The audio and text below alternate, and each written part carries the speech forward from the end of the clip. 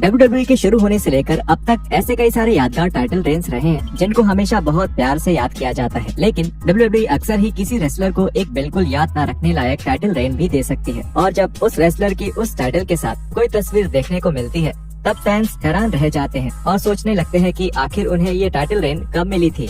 तो जुड़िए हमारे साथ, जहां हम 10 ऐसे टाइटल रेंज की बात करेंगे जो आपको पता ही नहीं होगा कि वो हुआ भी है। Mark Henry WWF European championship. जब फैंस WWE में मार्क हेनरी की सफलताओं के बारे में बात करते हैं तब वो अक्सर हेनरी की जानी मानी 2011 की वर्ल्ड टाइटल रेंज की ही बात करते हैं। हेनरी की करियर की एक ऐसी रेंज जिसकी कभी बात नहीं करी जाती वो है जब वो एटीट्यूड एरा के दौरान यूरोपियन चैंपियन बने थे। ये एक ऐसा टाइटल है जिसे ट्रिपल एच, ओवेन हार्ट और शॉन माइकल्स जैसे लेजेंड्स ने जीता था, लेकिन ऐसा लगता है जैसे हेनरी की ये रेंज इतनी बेजान थी कि फैंस को इसके बारे में याद तक नहीं है। एक अनोखे प्लान में हेनरी ने यूरोपियन टाइटल जीता नहीं, बल्कि जेफ जैरेट ने हेनरी को ये तोहफे के तौर पर दे दिया था, क्योंकि हेनरी ने डीलो ब्राउन को हराने में जेफ की मदद करी थी। इसी वजह से हेनरी की इस रेंज की कोई इज्जत नहीं बची, क्योंकि ऐसे किसी रेसलर को एक टाइटल तोहफे में दे देने से उस टाइटल की इज्जत पर सवाल उठने लगते हैं। हेनरी की ये रेंज बहुत खराब थी और अगले पे पर व्यू तक वो टाइटल डीलो ब्राउन से हार गए थे, जिससे एटीट्यूड एरा की सबसे बेजान टाइटल रेंज का अंत हुआ। Albert WWF intercontinental championship. Matt Bloom ने अपने पूरे करियर में बहुत सारे किरदार निभाए हैं, लेकिन उन्हें उनका सबसे सफल रन 2001 में एल्बर्ट के तौर पर मिला था। WWE ने एल्बर्ट को केन के खिलाफ जीत दिलाकर उन्हें इंटरकॉन्टिनेंटल चैंपियन बनाने का बड़ा फैसला किया।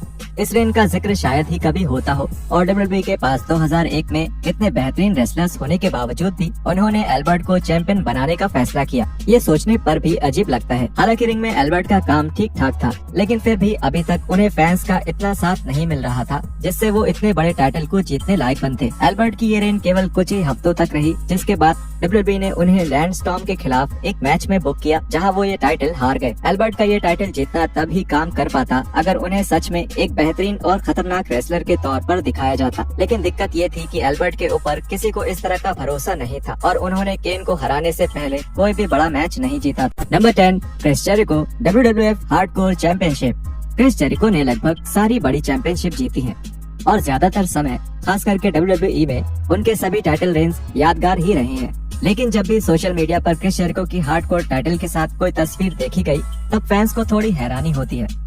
ज्यादातर WWE के फैंस को ये पता ही नहीं था कि जेरिको पहले हार्डकोर चैंपियन भी रह चुके हैं और इसका मुख्य कारण ये हो सकता है कि उनके पास ये टाइटल काफी कम समय के लिए था। जेरिको ने 28 मई 2001 के रॉ एडिशन पर आने वाले समय में अपने tag team partner the big show को हराकर ये हार्डकोर टाइटल जीता था। उनका ये रेन केवल कुछ ही सेकंड्स तक रहा था, क्योंकि राइनो ने उसी स्टेज पर ही जेरिको को हराकर जेरिको का पहला और आखिरी हार्डकोर चैंपियन का रेन खत्म कर दिया था। Callisto WWE United states championship. हालांकि वो थोड़े बहुत मशहूर थे, लेकिन कैलिस्टो कभी भी WWE में मिड कार्ड सीन से ऊपर नहीं उठ पाए। लेकिन कैलिस्टो के WWE करियर के बारे में एक हैरान कर देने वाला फैक्ट ये है कि वो 2 बार US टाइटल जीत चुके हैं। उन्होंने 2016 में 2 बार ये टाइटल जीता था और दोनों ही बार उन्होंने एल्बर्टो डेल रियो को हराया था। ये तो साफ नहीं है कि इन दोनों रेंज के बारे में बात क्यों नहीं करी जाती, लेकिन गौर करने वाली बात ये है कि 2016 के दौरान US टाइटल की कीमत बहुत कम हो गई थी। 2015 में जॉन सीना की US टाइटल रेंज इस टाइटल को खास बनाती है, लेकिन जब एल्बर्टो डेल रियो चैंपियन बने